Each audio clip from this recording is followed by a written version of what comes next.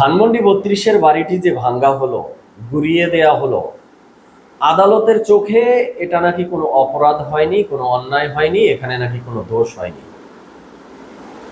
ধানমন্ডি ৩২ ভাঙ্গার অপরাধে একটি মামলা দায়েরের চেষ্টা করা হয়েছিল।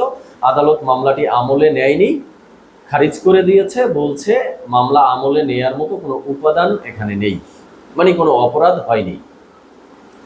অপরদিকে জুলাই স্মৃতি জাদুঘর সংরক্ষণের জন্য নতুন একটা আইন প্রণয়ন করা হয়েছে।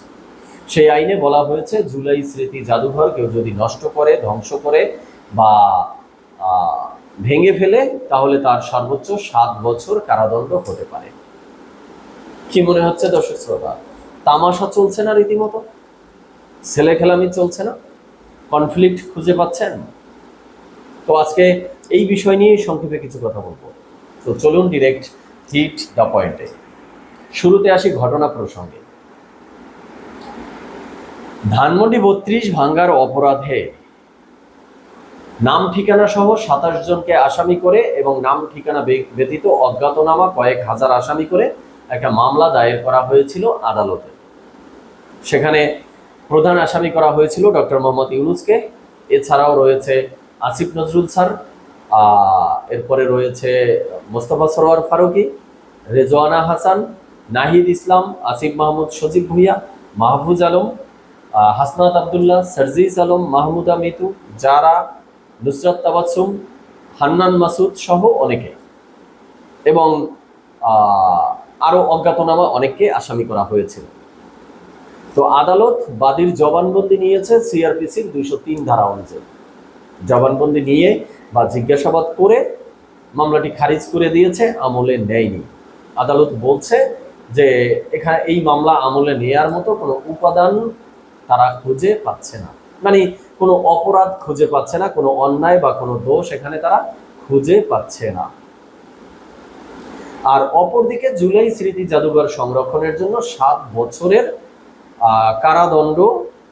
কারাদণ্ডের শাস্তি রেখে নতুন একটা আইন প্রণয়ন করেছে। এই আইন দিয়ে নাকি তারা জুলাই স্মৃতি জাদুঘরের ভবিষ্যৎ নিশ্চিত করবে। তো এবার আসি আমি আমার কিছু প্রশ্নে।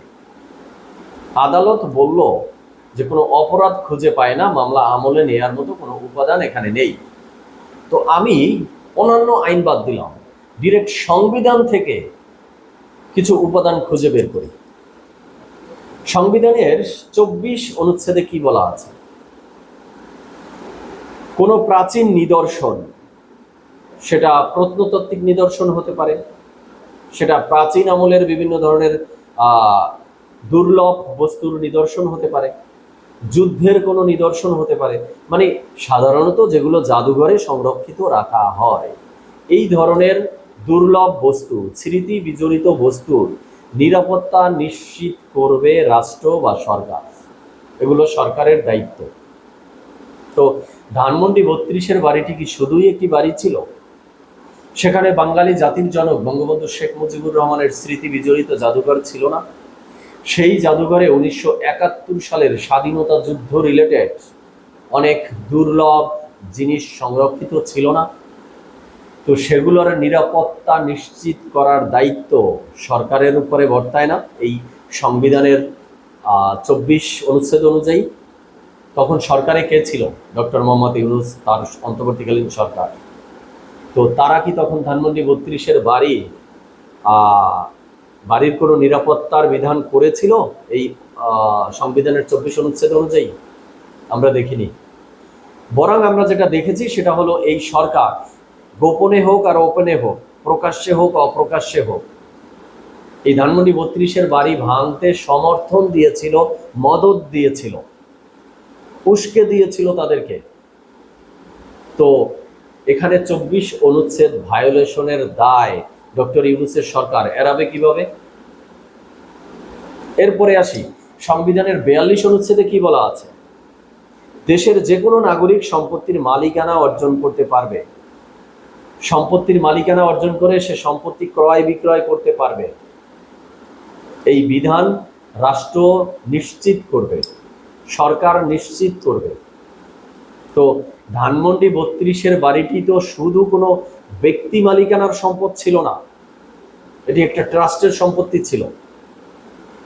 ধানমন্ডি 32-এর বঙ্গবন্ধু শেখ মুজিবুর রহমানের স্মৃতি বিজড়িত জাদুঘর এবং গোপালগঞ্জের টুঙ্গিপাড়া এগুলো কিন্তু ট্রাস্টের সম্পত্তি, যেখানে সংবিধানের 42 অনুচ্ছেদে ব্যক্তির সম্পত্তি নিশ্চিত করার দায়িত্ব সরকারের সংবিধান অনুযায়ী 42 অনুচ্ছেদ অনুযায়ী, সেখানে ট্রাস্টের সম্পত্তির দায়িত্ব তো আরো গুরুত্বপূর্ণভাবে সরকারের উপরে বর্তায়। সরকার কি সেই ট্রাস্টের সম্পত্তির নিরাপত্তার বিধান করেছিল? করেনি, বরং ভাঙ্গার জন্য আরো উস্কে দিয়েছিল। এখানে 42 আর্টিকেল ভায়োলেশন হয়নি, সরকার ভায়োলেট করেনি। এই দায় থেকে ডক্টর ইউনূসের সরকার এবং যারা গিয়ে প্রকাশ্যে মব সন্ত্রাসী করে এই ধানমন্ডি 32 ভেঙেছে তারা কিভাবে এখান থেকে পরিত্রাণ পায়? তো সংবিধানেরই দুইটি আর্টিকেল ভায়োলেট এখানে হয়েছে, অথচ আদালত বলছে এই মামলা আমলে নেয়ার কোনো উপাদানই খুঁজে পাচ্ছে না। তো আদালত মামলার উপাদান খুঁজতেছে কোথা থেকে? সংবিধান থেকে না, অন্য কোথাও থেকে। কারা নির্দেশ দিচ্ছে? কলকাঠি কারা নাড়ছে? আদালত কার নির্দেশে চলছে? আদালতকে কে বলে দিয়েছে যে এই মামলা আমলে নিয়েন না? না হলে আদালত এত মানে কি বলে চোখ কানা হলো কি করে? সংবিধানের দুইটি আর্টিকেল এখানে ভায়োলেট হয়েছে, অথচ আদালত অন্ধের মতো বলে দিল, কানার মতো বলে দিল যে এখানে কোনো উপাদানই খুঁজে পাওয়া যায়নি। আচ্ছা, আমি এখানে একটা একদম সহজ এক্সাম্পল দিচ্ছি। সাধারণ কোনো নাগরিক দেশের তার ঘরবাড়ি যদি কালকে কেউ গিয়ে অন্যায়ভাবে ভাঙচুর করে, ভেঙে ফেলে, তো সেই বাড়ির ঘরের মালিক কি আদালতের শরণাপন্ন হবে না? আদালতে সে মামলা করবে না যে বেআইনিভাবে আমার ঘরবাড়ি ভাঙচুর করা হয়েছে? আদালত কি সেই মামলা আমলে নেবে না? অবশ্যই নিবে।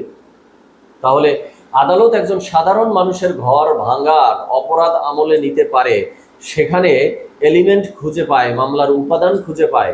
অথচ ধানমন্ডি 32-এর মতো একটা বাড়ি, যেখানে বঙ্গবন্ধু শেখ মুজিবুর রহমানের স্মৃতি রয়েছে, যেখানে 71-এর মুক্তিযুদ্ধের অনেক স্মৃতি রয়েছে এবং ট্রাস্টের সম্পত্তি, সেটি ভাঙচুর করার মধ্যে নাকি কোনো উপাদানই খুঁজে পায় না।